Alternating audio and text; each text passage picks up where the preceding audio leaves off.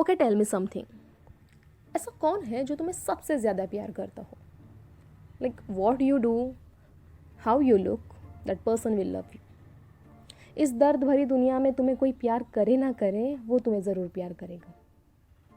Actually you question your self sometimes, क्या आप इतना सेल्फलेस प्यार डिजर्व भी करते हो? गेस, ईजी है। मदर, माँ। She loves you know matter what, right? Not really. I was in school जब मैंने जिद से लाया हुआ टिफ़िन बॉक्स घुमा दिया था।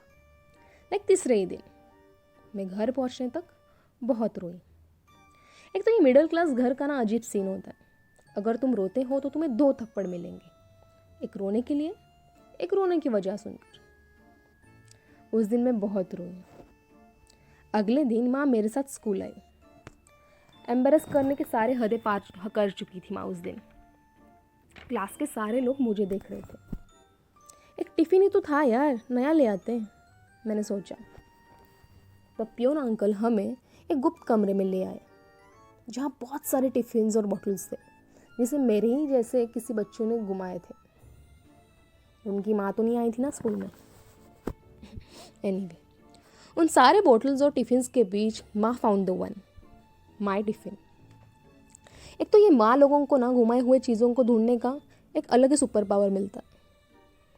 टिफ़िन मिलते ही माँ looked angrily at me and कहा, ये आखिरी बार है, अगले टाइम नहीं आओगी ढूंढने के लिए। वैसे आने भी किसे कहा था माँ को? कट्टू, नया नया ऑफिस शुरू हुआ था। माँ ने मुझे कीमती तोहफा दिया, टपरवेयर वाला टिफ़िन बॉक्स। हाँ हाँ, वही जिससे सब्ज़ी वाला ऑयल निकलना मुश्किल ही नहीं, नामुमकिन है। लेकिन तुम सीईओ रहो या एम्प्लॉय, अगर टिफ़िन तुमसे घूमा तो माँ के लिए तुम नालायक, पैसों की कदर न करने वाले मूर्ख इंसान हो। फिर भी मेरे माँ ने मुझ पर विश्वास रख के टिफ़िन दिया और 3 ही महीने में मैंने उनका विश्वासघात कर टिफ़िन घुमा दिया। ट्रेन में बुलाई थी। 26 year old, an architect, independent and I think beautiful also. यानी कि मैं became nobody suddenly to my mom after she got to know about my lost tiffin. थोड़ी देर बाद माँ अंदर से साड़ी पहन के आई। मैं डर गई और कहा, यार अब 4000 लोगों पर कहाँ शक करें, और न जाने कहाँ गई होगी वो ट्रेन। इमेजिन 26 साल की लड़की टिफ़िन ढूंढने के लिए माँ के साथ ट्रेन में। दिस इज़ टू मच यार माँ। तब माँ बोली, चुप कर, सब्ज़ी लेने जा रही हो। 2 दिन माँ खफा थी मुझसे। 2 दिन उन्होंने अच्छी तरह से बात नहीं की। 2 दिन के बाद उन्होंने मुझे नया टिफ़िन ला दिया एंड मुझसे कहा, ये आखिरी बार है, जैसे मैं वही 10 साल की लड़की हूँ।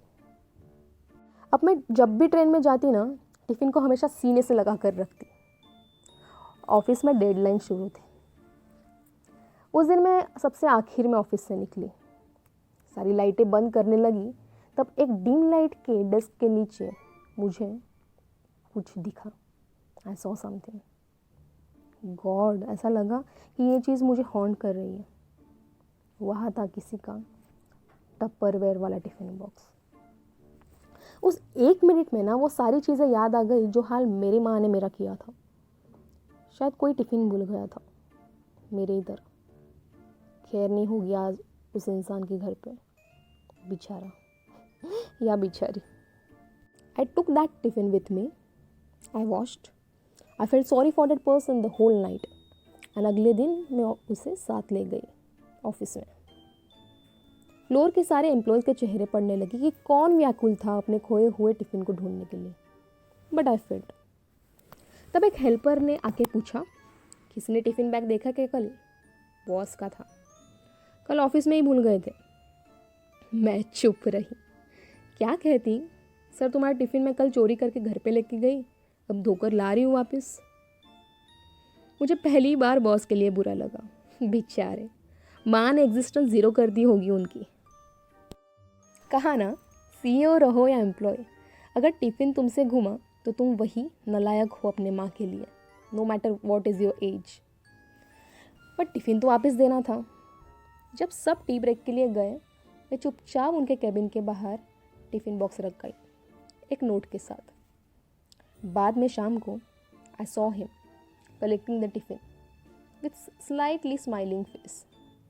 शायद लिखा नोट पढ़ लिया था जिसमें मैंने लिखा था, माँ गुस्से में बहुत कुछ बोल देती है, आई नो, ख्याल रखना आप इसका, तुम्हारी तरह एक हमदर्द।